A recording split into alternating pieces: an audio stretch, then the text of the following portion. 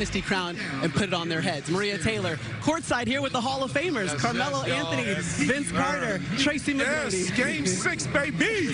Let's get into it. Hey, I want you guys to just mention, we saw Victor Wembanyama warming up. You felt what was different coming into this warm-up versus Game 5? His bounce, his energy, his focus. You saw it from the walk-in the tunnel. He looked focused. He looked still. He looked like he's ready to go tonight. He looked like he's ready to perform in front of this crowd. All right, well, let's get into it. Wemby and the paint points, something that Tracy McGrady has been tracking. Game 1, he had 26 paint points. After that, it's been 10, 10, 14, and just 8 paint points in Game 5. You didn't love that, so tell me what you're looking at. No, so I'm looking for Wemby to attack and to add some nastiness tonight. Right here, this is Wemby. When OKC defense sets up, they are elite, and this is what's causing problems, right? I would want him to attack right away. Do not let these guys have 10 eyes on you. Here, there's 3 guys right there, and Wemby is not strong enough to be in the teeth of the defense, so he has to back it up and play on the perimeter. We don't want Wemby on the perimeter. We want Wemby inside that blue area right there where he dominates all the time. Just the ill-advised shot, off-balance shot. We don't want that for Wemby. Again, at the top of the key. I don't mind this shot because the defense is back, so I would want him to take this shot, but in rhythm when he has it going, not when he's struggling from the floor. Again, right here, wide open lane, get in there in the teeth of the defense, make the right play. I like this right here because he read the defense and he's in the paint. 2 points, throw it up to the top. Nobody can get up there. Right here, again, he attacked right away. He didn't let the defense set up. He gets into the paint. He makes the right read for a corner 3 right there. That's what we want to see out of Wemby tonight. We want him to attack right away, not let the defense set up because they are elite when they set up. Yeah, that's been the huge difference. I mean, you can almost see it right there. And even if you compare Victor Wembanyama and Shai Gilgeous-Alexander, whichever star so far has scored more, that team has won. When they tied in Game 3, it went to OKC. Part of that is because of what their bench has proven they are capable of doing. And one of those guys is Jared McCain. Yes, came off the bench, 24 points in Game 3, but then he had to get the start because J-Dub's been out the last 3 games, and he has just been a spark plug for OKC. He has been a spark plug, and that's what we said. Who is going to step up for Shai and give him some more scoring? Well, Jared McCain said, I got you, my boy. And you see here, he's always in attack mode. Here's a guy who's very capable of playing in the paint, playing in the pick and roll, and you can see here he could draw a foul and find a way to get the N1, but he gets in the paint with confidence. Here's another one. He understands. The double team, well now triple team, 3 guys in the paint watching Shai. Let me just get over, and we've already seen Game 3. He took 21 shots, 10 threes. He's not afraid to shoot the ball. He's going to shoot it because he's in rhythm. Here's another one. A quick play. They take away the play to Chet. It's not there. Give him the rock. I know what to do with it. He gets in the paint, little push off, gets to his shot. He was already in rhythm. McCain's ability to shoot the ball, his ability to get in the paint, to be a little guard, he's fearless, and that takes some pressure off of Shai. He understood.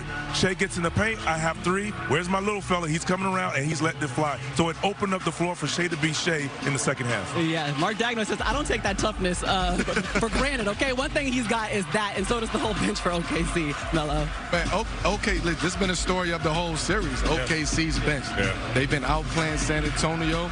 They've been really, sticking to their script, sticking to what they were supposed to do, and their bench scoring. I mean, I looked up. They had let's get to Caruso first. 85 total points in this series. 41, 17, 15, 0, and 22 in 5 games. So when you talk about the bench, and Caruso's been leading that bench, but then you throw in Williams right here for the 3. Then you throw in McCain and what he's doing. Then you throw in Isaiah Joe, and then you throw in Wiggins, and then you throw in Jay Will. Like you the other Jay Will. You come at you in waves and waves and waves. So what that bench has been able to do, if they can sustain that and give you something like that tonight on this game, Shai will do what he got to do. And I'm going to say Chet is going to do what he got to do tonight. Yeah, you didn't even mention Chet. We've been talking about him for the last 5 games. And Chet Holmgren is coming off his first double-double of the series. Absolutely. We got to talk to him after the game. He said he's been watching. He knew he had to be a little bit more aggressive, but he finally kind of had a breakthrough moment, it feels like, in the Western Conference Finals. Yeah, I think it was just a confidence booster for him, right? Just building over this series. He didn't look like the same player in this series than he did last series playing against the Lakers. Rightfully so. You got big, tall alien now there that you're going up against, trying to figure out. That is a very tall task for anybody. But I think over his 4 or 5 game span, Chet has really gained his confidence. He's played well last game. I think he's going to have another great game tonight. But it's just about being confident, right? You know this guy can play. But he kind of lost his confidence and was deferring a little bit too much for me. So I think we're going to see the Chet that we've seen all regular season, that we've seen against the Lakers, and he's going to have a phenomenal game. And when you lose your confidence, you want to see your first couple of shots go in, which builds your confidence. And he did not settle from the three-point line. They were below the free throw line or in the paint. You see on the post, he got to the fadeaway. On the other side, he attacked the rim. Wemby tried to block it, it goes in. You see the ball go in, that changes your confidence in how you approach the game from there. If not, typically we know when shoulders drop, head goes down, now you're trying to find your way. He did not do that. 2 shots go in, the game was different, and it gave them a third score, which they needed desperately. All right, well, our third, fourth, and fifth score, they'll be calling the game for us. They've been with us the entire time. Mike Tirico, Jamal Crawford, and Reggie Miller. I hear you guys want to talk the X factors in this game 6. We just want to keep the conversation going because Vince was just talking about Chet Holmgren, and we're talking about, okay, who are the other guys? Because we know the focus is on Shea and on Wemby, and we asked you guys to pick another guy who's key tonight. You were going the same place that Vince was. I love where my Hall of Famer's head is at because Chet double-double. They're 3-0 in this postseason when he plays like that. And what I loved about that, Jamal, he was so intentionally ready to play that ball game. In recent games in this series, when the ball has been swung to him, pump fake, and he was swinging away. Be aggressive. You're the second option on this team for a reason. You're an all-star for a reason. I thought he was settling too much in games 1 through 5. I think he's got to be more assertive, especially all the attention that Shea is getting. He's got to be that guy that takes the pressure off Shea. He was so aggressive in game 5, looking for a shot. I just loved everything that he did. And for me, I think Vassell has 2 games in this series where he scored 20 or more points. He's their fearless shooter. When he's playing free, playing fast, then you need Dylan Harper off the bench. He has not taken double-figure shots since game 2. They need him to be aggressive. We know we need Wemby to be Wemby, but we need those other guys to come to the party as well. And we just met with both coaches, and to share with you what we've seen all series, there's a calm, there's a smart, there's an approach. Both locker rooms have great focus, and it really goes back to the leadership. These are 2 coaches who are not as established as some of the 15, 20-year vets that we have around the league, but they're coming, and they're going to get there. And I think we've seen throughout the series, they know which button to hit, and now it's San Antonio's turn. So we'll see if they hit the right button tonight for Game 6. We're going to catch our breath for a minute because I think it'll be a breathless 2.5 hours. See you soon, Maria. All right, appreciate it.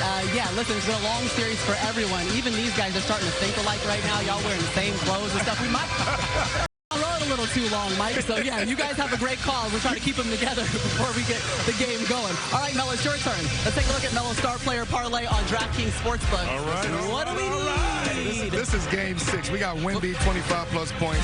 We all know he averaged 28.2 in this series. It's a home elimination game, and his own coach and teammates, they publicly demanded that he shoot more. So, to me, this is the most likely leg. Caruso, 11 points, averaged 17 points this season. He got 85 total points in this series so far. 31, 17, 15, 0, 22, and 5 games. Minutes and shots will stay elevated. The 1 game 4-0 is the only red flag, but he bounced right back. And then, oh, yeah, you see it's getting loud as I'm about to say Shea. Shea got 7 assists today. He's averaging 9.8 assists per game in this series, had 9 in game 5. That's value. And to me, this is right in Shea's wheelhouse.